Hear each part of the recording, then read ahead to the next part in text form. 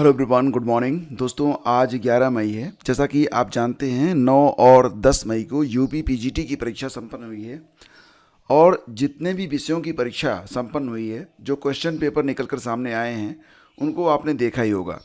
एक बात पूरी तरह से स्पष्ट है कि इस बार पेपर बनाते समय जो पेपर सेटर हैं उन्होंने व्यक्तिगत रूप से एआई का इस्तेमाल भी किया है, क्योंकि प्रश्नों को घुमा घुमा कर पूछा गया है और जो प्रश्न हैं वो सामान्य स्तर के नहीं हैं। यानी कि जो अब तक पिछली बार जितनी भी परीक्षाओं के पेपर हुए हैं उनको आधार बनाकर जिन अभ्यर्थियों ने तैयारी की थी तो उनको मतलब काफ़ी जो है दिक्कत हुई है इस बार की परीक्षा में। और निश्चित तौर से अब एआई का जो दखल है वो हर फील्ड में बढ़ रहा है और पता भी नहीं चलता है कि एआई से है या डायरेक्टली। लेकिन इतना तो तय है कि इस लेवल के क्वेश्चन देखकर अंदेशा लगता है कि पेपर सेटर ने एआई का इस्तेमाल करके प्रश्नों को सेट किया है। तो निश्चित रूप से अगर आप परंपरागत रूप से आगे बढ़ रहे हैं तो थोड़ा सा उसमें इम्प्रूवमेंट करने की आपको ज़रूरत है। फिलहाल आने वाले दिनों में मैं आपको जो वर्तमान में पैटर्न है इसको फॉलो करते हुए कैसे अपनी तैयारी को आप और अधिक धारदार बना सकते हैं, इस पर कुछ क्लासेस मैं आपकी लूँगा। लेकिन दोस्तों यहाँ पर जो भी आपका विषय हो उस विषय से संबंधित जो क्वेश्चन पेपर इस समय उपलब्ध हो चुके हैं, क्योंकि परीक्षा हो चुकी है और पेपर घर ले जाने की अनुमति थी तो पेपर आसानी से आपको मिल जाएंगे। पेपर नहीं मिल रहा है तो पीडीएफ डाउनलोड कर सकते हैं आप। बहुत सारी वेबसाइट पर, इंटरनेट पर, टेलीग्राम पर पेपर जो है उपलब्ध है, तो उसको देख लीजिए आप लोग और बिल्कुल तैयारी कीजिए अच्छे तरीके से, क्योंकि जो अब प्रश्नों का लेवल है, जो स्तर है, वो पहले से बहुत ही डिफ़र कर रहा है। जैसे कि मैं एक प्रश्न आपके लिए पढ़ता हूँ, ये भूगोल विषय का प्रश्न है और इसको कैसे घुमा कर पूछा गया है इसको आप देखिए प्रश्न पूछा गया है कि वेबर के मॉडल में औद्योगिक अवस्थिति के संबंध में निम्नलिखित कथनों पर विचार कीजिए। पहला ऑप्शन, श्रम संबंधी लाभों के कारण उद्योग न्यूनतम परिवहन लागत वाले स्थान से विचलित हो सकते हैं। दूसरा है, आइसोडोपेन ऐसे विचलन के कारण उत्पन्न अतिरिक्त परिवहन लागत को मापने में मदद करते हैं। ऑप्शन दिए गए हैं कि कौन सा विकल्प इसमें सही है। पहले दोस्तों यहाँ पर केवल एक ही फैक्ट को समाहित किया जाता था। डायरेक्टली आपसे क्वेश्चन पूछे जाते थे कि भारत की सबसे लंबी झील कौन सी है, या इस प्रकार से कि कौन सी ऐसी वायुमंडल की परत है जिसमें मौसम संबंधी घटनाएं होती हैं। तो आसानी से इसका उत्तर अभ्यर्थी जो होते थे वो गेस कर लेते थे और ये सामान्य प्रश्न होते थे। लेकिन अब प्रश्नों का जो स्तर है वो बढ़ रहा है, तो निश्चित रूप से जो लोग अभी 3 और 4 जून को टीजीटी देने वाले हैं वो लोग बिल्कुल थोड़ा सा और अधिक मेहनत कर लें। सिर्फ पिछले साल के क्वेश्चन पेपर लगाने से ही नहीं होगा, वर्तमान समय में जो पैटर्न है उसको फॉलो करना भी ज़रूरी है। और मॉक टेस्ट ये भी स्तरीय आप लगाइए और किताबों का जो हो सके अगले 10 दिनों तक मैं यही कहूँगा कि आप जो भी पढ़ें उसको ठीक से पढ़ें, यानी कि मॉक लगाएं या पीवाईक्यूज लगाएं, लेकिन केवल उत्तर को ना रटें। कम से कम संबंधित जो आपका टॉपिक है उसको भी अच्छे से पढ़ें, इंटरनेट का सहारा लें, लेकिन तैयारी आप बेहतर तरीके से करें, क्योंकि प्रश्नों का जो स्तर है वो बढ़ रहा है। हालांकि इसका एक फ़ायदा भी होगा। फ़ायदा ये होगा कि क्योंकि प्रश्न कठिन लेवल के हैं तो उत्तर देने में सभी को मुश्किलें आ रही हैं, तो जो कट ऑफ है ये कम ही रहेगी, मतलब कट ऑफ बहुत ऊपर नहीं जाने वाली है। तो कुछ फ़ायदे कुछ नुकसान दोनों हैं। तो घबराने की बात इसलिए नहीं है कि क्योंकि ये पैटर्न सभी के लिए बदला है, केवल आपके लिए नहीं बदला है। और सभी लोग जो पैटर्न आप फॉलो कर रहे हैं पीवाईक्यूज पिछले साल के क्वेश्चन पेपर को देखकर, उसी पैटर्न पर सभी लोग तैयारी कर रहे हैं। तो बिल्कुल चिंता मत करिए, अगर पेपर टफ रहता है तो मेरिट कम जाती है, ये एक सर्वमान्य नियम है और इसको आप आसानी से समझ पा रहे होंगे। दोस्तों आगे बढ़ते हैं और आज के अखबारों में कुछ इससे संबंधित सूचनाएं प्रकाशित हुई हैं, उनको भी देख लेते हैं। जैसे कि पीजीटी में पूछे गए मनरेगा मुद्रा परिवर्तन से जुड़े सवाल 29 केंद्रों पर 2 पालियों में आयोजित। हालांकि इस बार उपस्थिति बहुत कम है, 2022 की वैकेंसी है, 2026 में परीक्षा हो रही है। तो ऑल ओवर देखा जाए तो पहले दिन तो उपस्थिति बहुत कम थी, पहले दिन केवल 38% लोग ही परीक्षा में शामिल हुए थे। लेकिन दूसरे दिन उपस्थिति थोड़ी सी बढ़ी है। ऑल ओवर जो अटेंडेंस है वो 41.53% है, यानी कि लगभग 41.5% लोगों ने परीक्षा दी है। कुल मिला के 4,64,605 अभ्यर्थी पंजीकृत थे, जिसमें से 1,92,934 अभ्यर्थी ही परीक्षा में उपस्थित हुए हैं।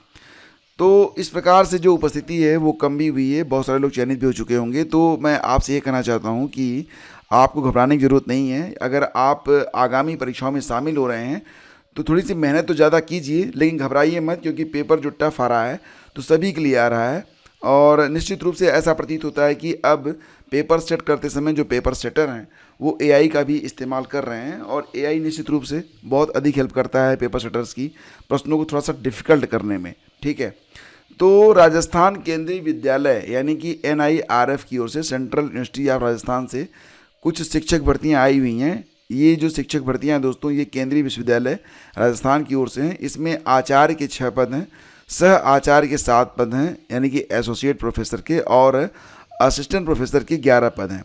पदों के बारे में मैं आपको बता देता हूं, लेकिन उसके पहले आप ये जान लीजिए कि यहाँ पर आप ऑनलाइन आवेदन कर सकते हैं। सहायक आचार्य बनने के लिए आपको नेट पास होना या नियमानुसार पीएचडी आपकी होनी चाहिए संबंधित विषय में। आपको जो सैलरी मिलेगी शानदार रहेगी, लेकिन ध्यान देना ये जो भर्ती हो रही है ये रोलिंग भर्ती है, यानी कि ये परमानेंट नहीं है। तो फिलहाल आचार्य को 1,44,200 से 2,18,200, सह आचार्य एसोसिएट प्रोफेसर को 1,31,400 से 2,17,100, और जो सहायक आचार्य हैं इनको 57,700 से 1,82,400 रुपये तक जो पे लेवल है यानी कि जो सैलरी है उपलब्ध करवाई जाएगी। बाकी जानकारी आपको www.curaj.ac.in पर मिल जाएगी। आवेदन शुल्क 1,500 रुपये रहेगा, और जो आवेदन करने की लास्ट डेट है ये 4 जून है। आवेदन कैसे करेंगे आप, तो आप curaj.ac.in पे जाएंगे, ये आपको वेबसाइट यहाँ पर ओपन मिलेगी, और जिस भी विषय में आप आवेदन करना चाहते हैं उस पर अप्लाई ऑनलाइन, यहाँ पर अप्लाई ऑनलाइन पर क्लिक करेंगे और आप आवेदन कर सकते हैं। रही बात दोस्तों ये कि किस पद पर कितनी सीटें हैं किस विषय के अंतर्गत, वो मैं आपको बता देता हूँ। यहाँ पर आप देखिए प्रोफेसर के जो पद हैं, तो इसमें sports bio sciences, sports psychology, computer science and engineering, biomedical engineering, English, public policy and law and governance के पद हैं। ठीक है, अगर इनमें से आप संबंधित विषय में नेट पास हैं तो आप आवेदन कर सकते हैं। एसोसिएट प्रोफेसर के लिए chemistry, sport bio sciences, sport psychology, biomedical engineering, computer science, math और स्पोर्ट्स साइकोलॉजी और होटल एंड टूरिज्म मैनेजमेंट वगैरह के पद हैं। असिस्टेंट प्रोफेसर के लिए economics, health sciences, neuro science और कार्डियोलॉजी दोनों के लिए पद हैं। तो मिला जुला के यहाँ पर स्थिति ये है कि बहुत सारे आवेदक मिलेंगे भी नहीं, क्योंकि एक तरीके से ये दुर्लभ पद हैं और इस पर तो कम ही लोग मिलते हैं। ठीक है, एनीवे दोस्तों, अगर ये जो नोटिफिकेशन है मैं इसे शेयर कर दूंगा आपके टेलीग्राम पर, आप देख लीजिएगा। डायरेक्ट लिंक भी मैं डाल दूंगा ताकि अगर आप आवेदन करने में इंटरेस्टेड हैं तो आप आवेदन कर सकें। आगे बढ़ते हैं फ्रेंड्स और चलते हैं अगली खबर पे। तो प्रबंधकों ने दबा लिए हैं असिस्टेंट प्रोफेसर के सैकड़ों पद। खबर मिल रही है कि विधानसभा चुनाव से पहले मुख्यमंत्री योगी आदित्यनाथ विभिन्न विभागों में 1.5 लाख पदों पर भर्तियों की बात कर रहे हैं। वहीं दूसरी ओर सहायता प्राप्त माध्यमिक विद्यालयों और कॉलेजों के प्रबंधक रिक्त पदों को दबाए बैठे हैं। इससे उत्तर प्रदेश शिक्षा सेवा चयन आयोग की नई भर्ती में रिक्त पदों की संख्या कम होने की संभावना बनती जा रही है। हालात ये हैं कि अधिकारी पिछले 4 साल से रिक्त पदों की सूचना मांग रहे हैं, लेकिन संस्था प्रबंधक आनाकानी कर रहे हैं। मतलब पता नहीं क्या करना चाहते हैं। जो पद रिक्त हैं उन पदों की जानकारी भी, उनका अध्याचन भी उपलब्ध नहीं करवा रहे हैं। हालांकि यहाँ पर एक बात कही गई है कि यदि अध्याचन के कारण भविष्य में कोई विसंगति होती है तो इसका व्यक्तिगत उत्तरदायित्व संबंधित क्षेत्रीय उच्च शिक्षा अधिकारी और महाविद्यालयों के प्रबंधक और प्राचार्य का होगा। इससे पहले माध्यमिक शिक्षा निदेशक डॉक्टर महेंद्र देव ने 4 मई को सभी जिला विद्यालय निरीक्षकों को पत्र लिखा है कि एडेड माध्यमिक विद्यालयों में प्रधानाचार्य एवं प्रधानाध्यापक के सभी रिक्त पदों की सूचना तत्काल उपलब्ध कराई जाए। जिलों से मिली रिक्त पदों की सूचना की जांच करने पर पता चला है कि बहुत से स्कूलों में प्रधानाचार्य प्रधानाध्यापक के पद रिक्त होने के बावजूद उसका अध्याचन नहीं भेजा गया है, जबकि इन पदों को 100% सीधी भर्ती से भरा जाता है। तो मतलब मिला जुलाकर ये जो पद हैं उनको दबाया जा रहा है मैनेजर के द्वारा। और यहाँ पर यह भी कहा गया है कि बार बार जानकारी मांगी जा रही है। उच्च शिक्षा निदेशालय ने 13 मई 2024, 2 दिसंबर 2025 को पत्र लिखकर प्रदेश के 330 अशासकीय सहायता प्राप्त महाविद्यालयों और अल्पसंख्यक महाविद्यालयों में रिक्त असिस्टेंट प्रोफेसर और प्राचार्य के पदों की अध्याचन उपलब्ध कराने के लिए निर्देशित किया है, लेकिन ये दे नहीं रहे हैं। एनीवे सरकार है वो तो निकाल ही रहेगी। और स्मार्ट मीटर अतिरिक्त वसूली गई राशि इसी महीने से वापस मिलेगी। उपभोक्ताओं के बिल में समायोजित होगी रकम। तो ये स्मार्ट मीटर वाली कहानी है। और ये भी कहा जा रहा है बिजली विभाग ने उपभोक्ताओं को 4 किस्तों में धनराशि जमा करने की सहूलियत दी है। पोस्टपेड कनेक्शन होते ही जमा करनी होगी। सिक्योरिटी मनी एक्सीएन से जेई तक को वसूली का नोटिस जारी। तो दोस्तों यहाँ पर ये भी है कि अब जो प्रीपेड कनेक्शन थे वो पोस्टपेड में बदले जाएंगे, लेकिन इसके सिक्योरिटी मनी जमा करनी पड़ेगी। और कोरोना जैसे नियम, वैश्विक संकट को देखते हुए पीएम मोदी की अपील। एग्जैक्टली दोस्तों, मैं देखता हूँ आजकल कि बहुत सारे लोग सामान्य से सामान्य काम के लिए भी बाइक का इस्तेमाल करते हैं। उनको मार्केट से सब्जी लेनी जानी है, 200 मीटर की दूरी है, लेकिन उतना भी वो पैदल तय नहीं करते हैं। स्कूटी निकाल लेंगे, पेट्रोल का कोई भी, यहाँ तक कि 4 व्हीलर से लोग जाते हैं सब्जी लेने के लिए। तो दोस्तों बात यहाँ पर ये है कि आप भले ही अमीर हैं, आपके पास भले ही गाड़ी है, आप भले ही पेट्रोल खरीदने में सक्षम हैं, लेकिन जो पेट्रोल जल रहा है उसके लिए आप पेट्रोल बना तो नहीं ना सकते हैं। तो बेहतर तो यही होगा कि आप गाड़ियों का इस्तेमाल कम कर दें। आप हेल्दी भी रहेंगे, आपकी जेब में पैसे भी रहेंगे, और पैसे खर्च ही करने हैं तो अपनी हेल्थ पे खर्च कर लो। गाड़ियों को, पेट्रोल को फूंक कर क्यों खर्च करना, पर्यावरण को क्यों खराब करना, देश की अर्थव्यवस्था पर प्रभाव क्यों डालना। लेकिन लोग समझते नहीं हैं। अनावश्यक चीज़ों की खरीद और अनावश्यक ड्राइविंग ये आज की एक प्रमुख समस्या बन गई है। तो इसके लिए प्रधानमंत्री ने अपील की है कि 1 साल सोना नहीं खरीदें, वर्क फ्रॉम होम मतलब कम से कम गाड़ियों का इस्तेमाल करें और ऑनलाइन मीटिंग करें। पेट्रोल डीजल के विवेकपूर्ण इस्तेमाल पर भी जोर देना पड़ेगा। तो निश्चित रूप से मैं पूरी तरह से प्रधानमंत्री से सहमत हूँ। यहाँ तक कि जो भी चीज़ें अनावश्यक हैं उनमें कटौती होनी चाहिए। जैसे कि अगर आप अनावश्यक विदेश यात्रा करने वाले हैं, टाल सकते हैं तो बिल्कुल टाल देना चाहिए आपको। सोना खरीदना कोई बहुत इंपॉर्टेंट नहीं है, आप उतना पैसा निवेश कर सकते हैं। अगर घर में शादी विवाह है तो एक निश्चित अमाउंट आप अपनी लड़की के नाम से या दंपति के नाम से आप उसको एफडी में डाल सकते हैं, जो कि बढ़ता रहेगा। और इसके बाद अगर बात करें, खाने के तेल की खपत कम करने का भी आग्रह किया गया है।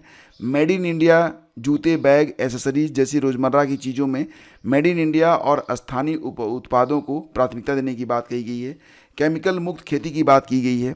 और पीएम ने कहा कि डीजल, पेट्रोल, गैस का सोच समझकर और संयम से इस्तेमाल करें, जिससे कि विदेश मुद्रा की बचत होगी और युद्ध का असर भी कम होगा।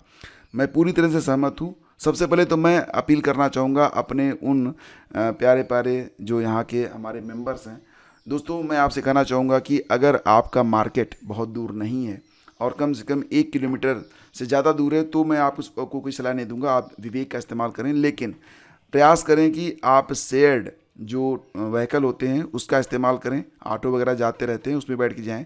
निजी वाहन का कम से कम इस्तेमाल करें। और 200-300 मीटर तक के जो काम हैं आपके, उनको पैदल या साइकिल का इस्तेमाल करें। इससे निश्चित रूप से आपकी अर्थव्यवस्था भी सुधरेगी और देश की भी। तो फिलहाल ये सारी चीज़ें जो हैं ये देश के हित में हैं और इसका पालन आपको करना चाहिए।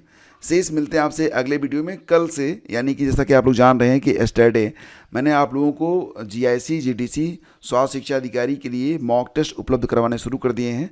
और इसकी जो मॉडल पेपर नंबर 4 है वो आपके लिए अपलोड कर दिया गया है। अगर आपने नहीं देखा है, आपसे रिक्वेस्ट है कि इसे ज़रूर देखें, क्योंकि सारे प्रश्न चुनिंदा हैं और वर्तमान जो पैटर्न है उसी पर बेस्ड हैं।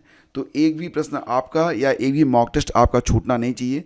शुरू से अंत तक देखिए पूरे पेशेंस के साथ, क्योंकि पेशेंस ही आपको सफलता दिलाएगा। और एक बात और भी दोस्तों, कि बिना पढ़े कोई सफल नहीं हुआ। हाँ, पढ़कर आप असफल भले हो जाएं, लेकिन बिना पढ़े तो कोई सफल हुआ नहीं। इसलिए पढ़ाई अपरिहार्य है। समय दीजिए। धन्यवाद। Have a great day. जय हिंद।